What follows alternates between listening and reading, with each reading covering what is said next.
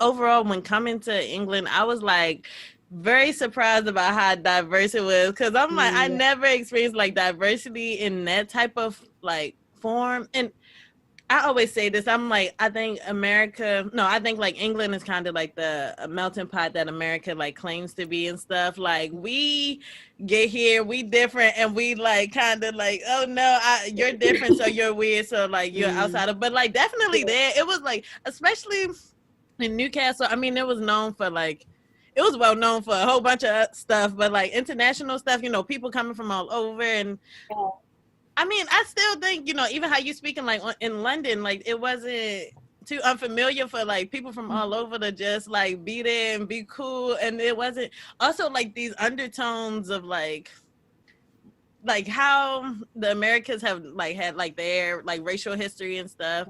And I'm not gonna lie, in the Americas they kind of ostracize every single person who everybody's had their turn, or like every group has had their turn. And it was blatant, like in your face, like they did some horrible crap, and then they just was like, oh yeah, that's what happened, and no accountability. But over there, I'm not saying necessarily it's a hyper accountability, but I do think the climate is different in terms of just, it's a lot of curiosity as opposed to like immediately othering like people. It's like, oh yeah, like how did y'all go about that? Oh, or like that's just the way their family is and stuff. Or like different cultures like intermingling regularly, so it's not even like too out of the norm. So yeah, y'all kind of bodied that. I can't deny it. But one class, I was like, hi, ain't no, where's the?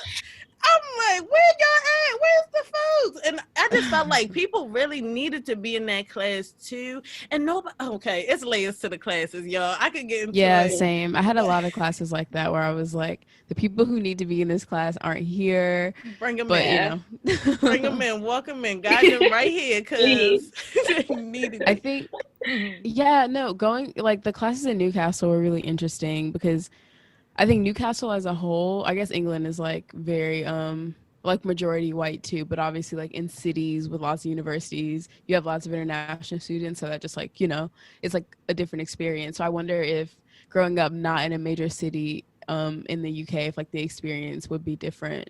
I mean, probably a bit, because I feel like in America it's the same, where it's like growing up in Atlanta is different from like the suburbs of Atlanta, where it's just like your whole experience might be different. Because I remember I had somebody, there was another Black girl who did the same exchange program as I did the year before me, and we had a class together, and there was like also a couple other people who did the program, but all semester she was like telling me like, oh, definitely go to Newcastle, like you'll love it, it'll be great. And she was like, but I want to talk to you about what it's going to be like and stuff like that. And then we finally got together and chatted about it, and she just was telling me all of these like really negative experience with racism and stuff that she had, and and some stuff that would happen day to day. And I was like, honestly, like that stuff would happen to me like in middle school or high school growing up. And like she was from like, you know, Atlanta city center, where she was like predominantly Black, you know, where she was from. And so that was like a completely new experience for her. And I was like, oh no, like unfortunately, like I'm just like very used to this stuff, so I think I'll probably be fine. And she's like, yeah, you'll be all right. And then when I came over, I feel like, yeah, for the most part, I never experienced anything. Which I don't think really surprised me, because I don't think even at home I ever had like very blatant, like, I don't know, stuff that made me very uncomfortable. I think it was always just like weird comments, or like I had a teacher once, like after I went natural and like cut my hair, she was like coming by the room checking her homework, and she was like touching my hair, and she's like, I just love what you're doing with it these days, or something like that. And I was like, oh my God. And then like later on, people were like, like after class. And she was just like really Southern, like the stereotypical accent, like everything. Get out my head. Do she just be out here playing in children's like? Yeah, it's weird. I remember when we went to China, one of the girls in our group had like faux locks, and I just remember like she was like sitting down. We were at like some temple, and she was just hanging out, and this old couple, like this really old woman, comes by and was like playing with it, and she like calls her husband over, and I was like, oh my God, like you guys, can you like tap my shoulder? At least ask, like, exactly, don't make it like a spectacle. And I guess if you can't communicate like language wise, there's like nothing you can do except you can tap on somebody's shoulder, say body movement. We can like, don't touch me, like It was I really, really blatant over there. boundaries. Did you ever see when you were in China? Did you ever get any of that, or was Um, it? well, okay, nobody touched my hair, I don't think. Thankfully, I Mm, did have braids in, besides like this one girl who I made really close friends with. But and she was just asking me how it was done, and I tried to do it in her hair, well, it just didn't go down. But mm, it they just gave a lot of attention because, you know, especially the black folks out of the group, like they, you know, wasn't really too familiar with black people. And I was just like, yeah. oh, okay.